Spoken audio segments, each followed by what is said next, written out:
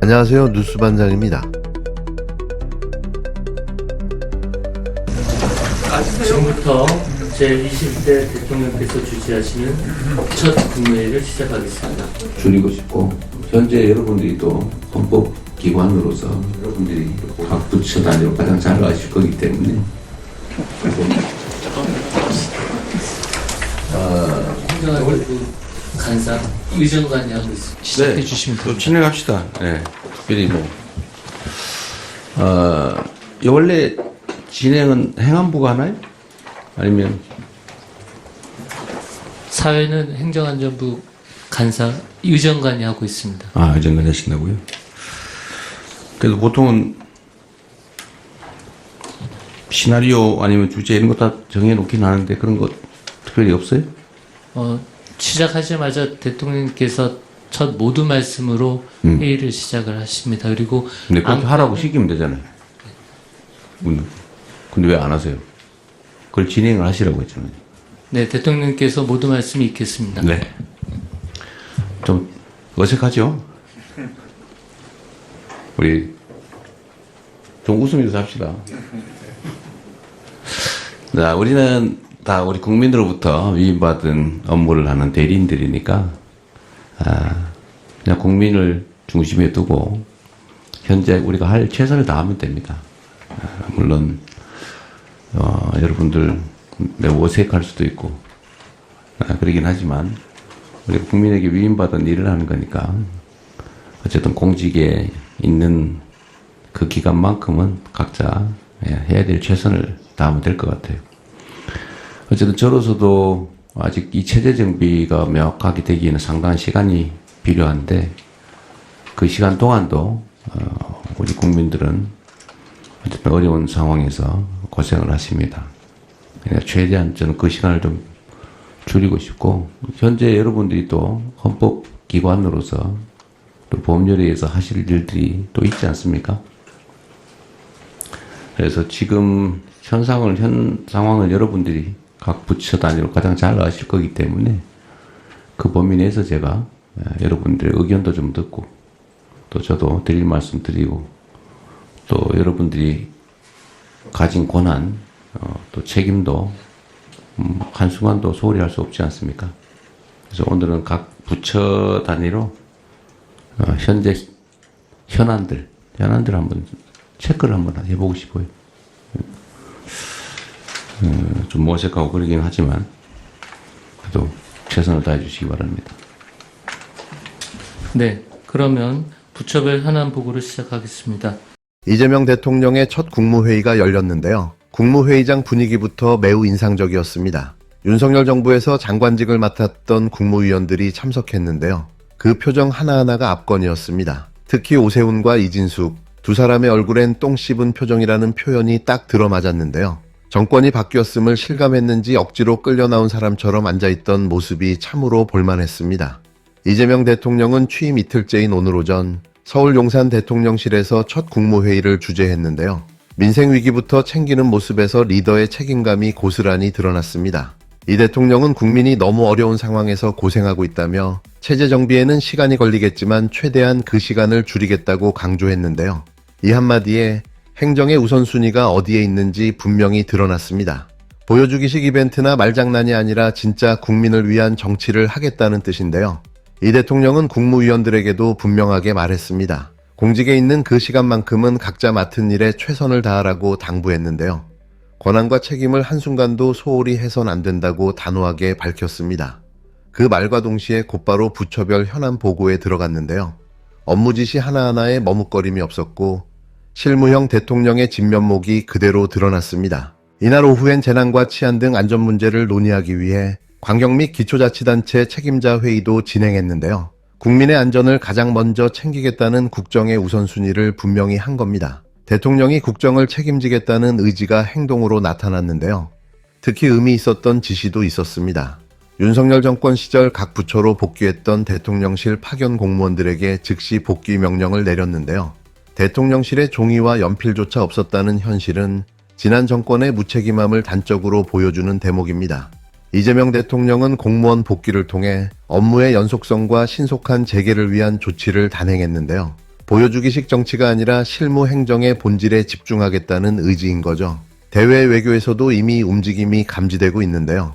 이재명 대통령이 취임 첫날 밤 도널드 트럼프 전 미국 대통령과 통화를 할 거란 관측도 나왔지만 아직 일정을 조율 중인 것으로 전해졌습니다. 국내 현안을 빠르게 챙기면서도 글로벌 외교 무대까지 빈틈없이 준비하고 있다는 점에서 기대를 모으고 있는 거죠.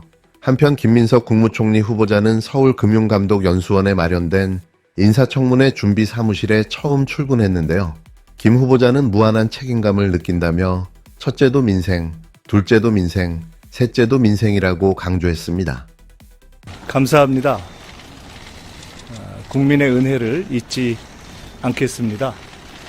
새 정부는 국민의 집단 지성을 하늘같이 받들 것입니다.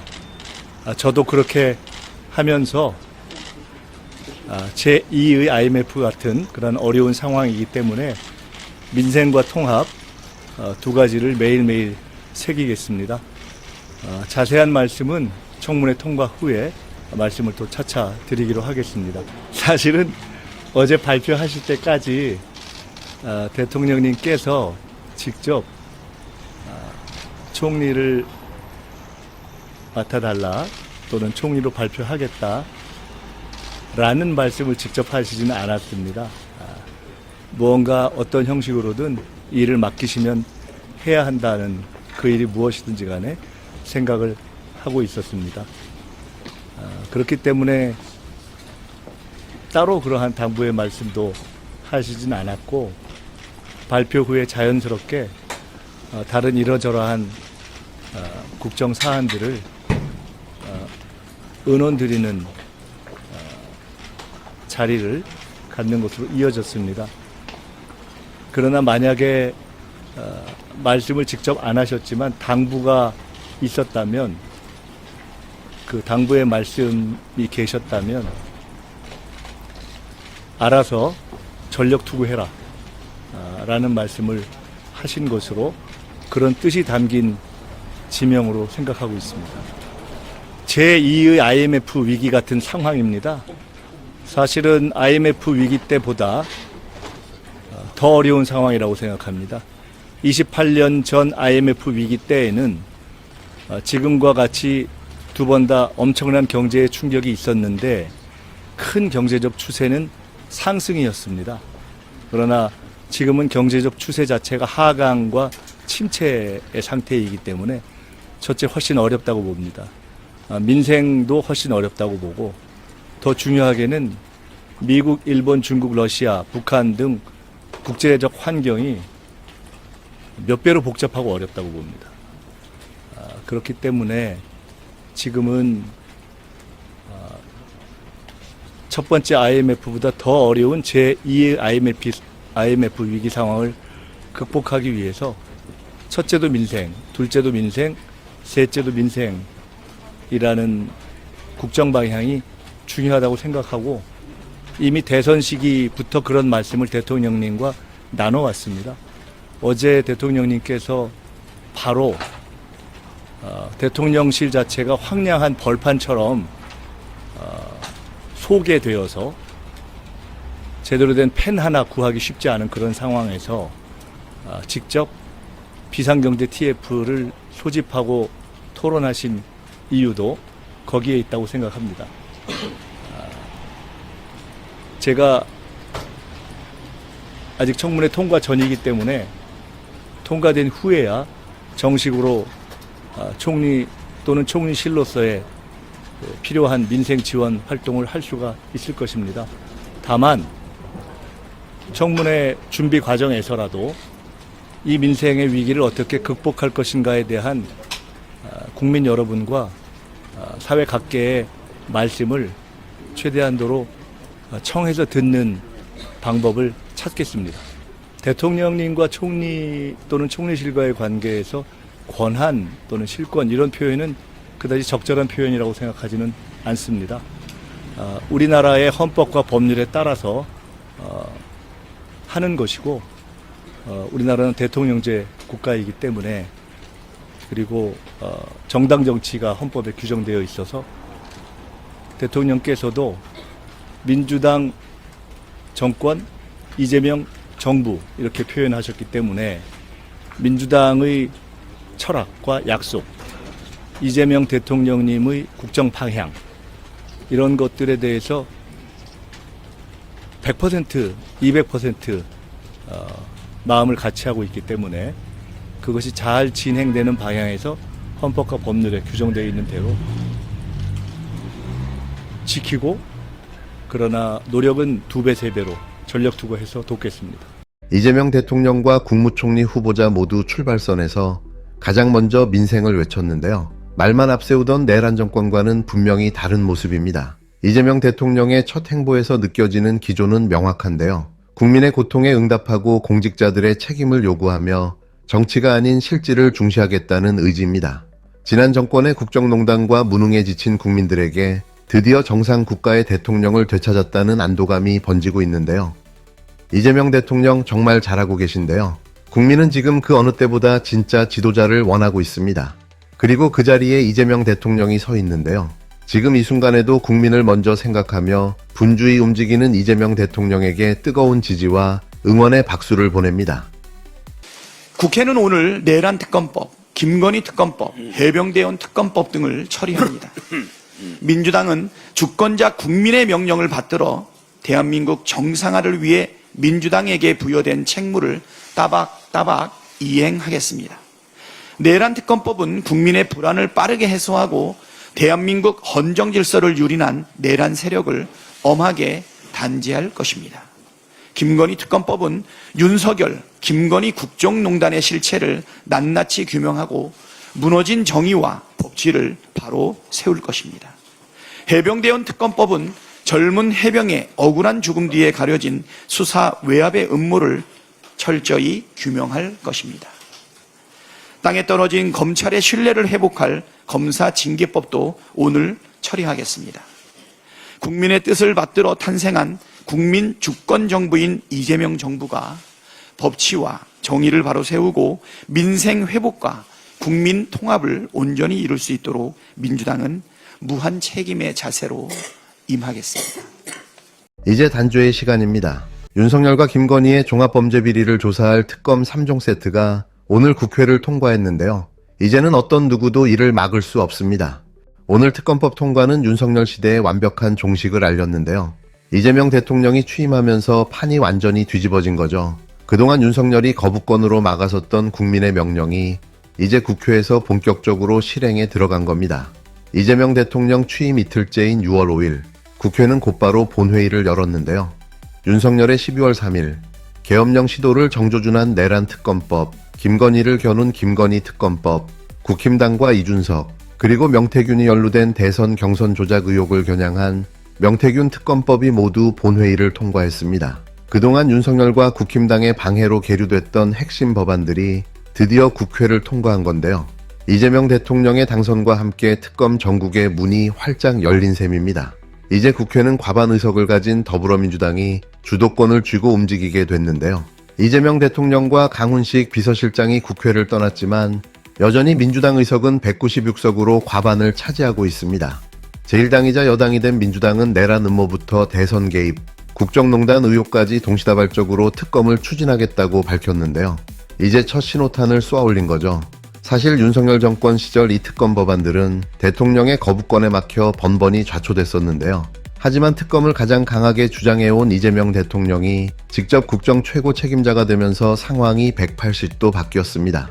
이 대통령은 진상규명과 책임자 처벌, 그리고 재발 방지까지 반드시 해내겠다고 국민 앞에 약속했는데요. 이제는 더 이상 대통령의 거부권이라는 마지막 방패도 사라진 상황인 거죠. 윤석열 김건희의 감옥행은 기정사실입니다. 이뿐만이 아닙니다. 노란봉투법과 양곡관리법, 상법 개정안 등 윤석열과 국힘당이 발목 잡아왔던 민생 법안들도 줄줄이 다시 추진되는데요. 이재명 대통령이 후보 시절부터 가장 먼저 강조해온 개혁 공약들이자 국민들이 체감할 수 있는 민생 법안들입니다. 민주당은 이 법안들부터 최우선으로 처리하겠다는 방침을 밝혔는데요. 한마디로 민생도 정의도 법치도 윤석열이 완벽하게 사라진 세상에서 더 이상 거칠 것 없는 시대가 열린 겁니다. 그런데도 국힘당은 반발하고 있는데요. 이재명 정부가 독주를 한다며 괴물 정부니 뭐니 하는 막말까지 쏟아내고 있습니다. 거부권과 권력을 휘두르며 민심을 짓밟아왔던 정당이 이제 와서 피해자인 척하며 독재를 운운하는 모습은 참으로 뻔뻔한 일인데요. 이제 곧 해산될 정당의 최후의 발악인 거죠. 국힘당은 이제 의석수에서도 밀리고 대통령 거부권도 없는 소수 야당이 됐는데요. 전국의 주도권을 되찾는 것은 사실상 불가능에 가깝습니다.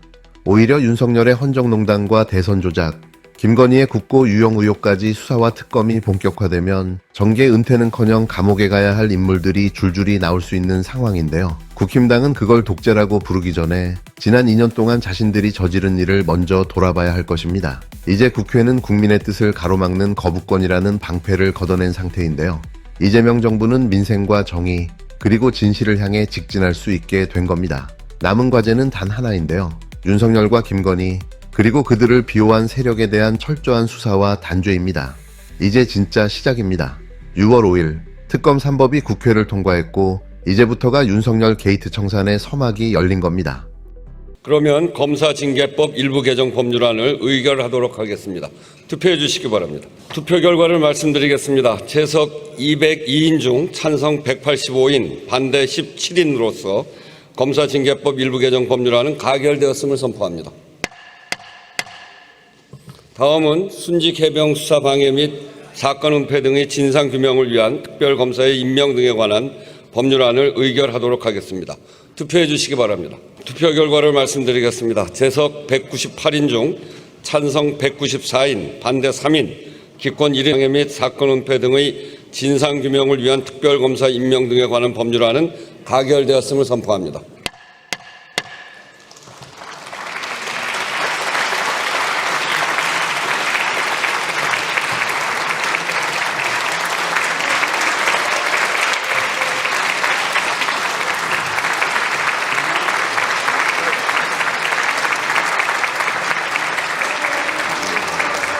네, 다음은 윤석열 전 대통령 등에 의한 내란 외환 행위의 진상규명을 위한 특별검사 임명 등에 관한 법률안에 대한 수정안에 대하여 투표해 주시기 바랍니다. 투표 결과를 말씀드리겠습니다. 재석 198인 중 찬성 194인, 반대 3인, 기권 1인으로서 윤석열 전 대통령 등에 의한 내란 외환 행위의 진상규명을 위한 특별검사 임명 등에 관한 법률안에 대한 수정안은 가결되었음을 선포합니다. 다음은 김건희와 명태균 건진법사 관련 국정농단 및 불법선거 개입 사건 등 진상규명을 위한 특별검사 임명 등에 관한 법률안을 의결하도록 하겠습니다. 투표해 주시기 바랍니다. 투표 결과를 말씀드리겠습니다. 재석 198인 중 찬성 194인, 반대 3인, 기권 1인으로서 김건희와 명태균 건진법사 관련 국정농단 및 불법선거 개입 사건 등 진상규명을 위한 특별검사 임명 등에 관한 법률안은 가결되었음을 선포합니다.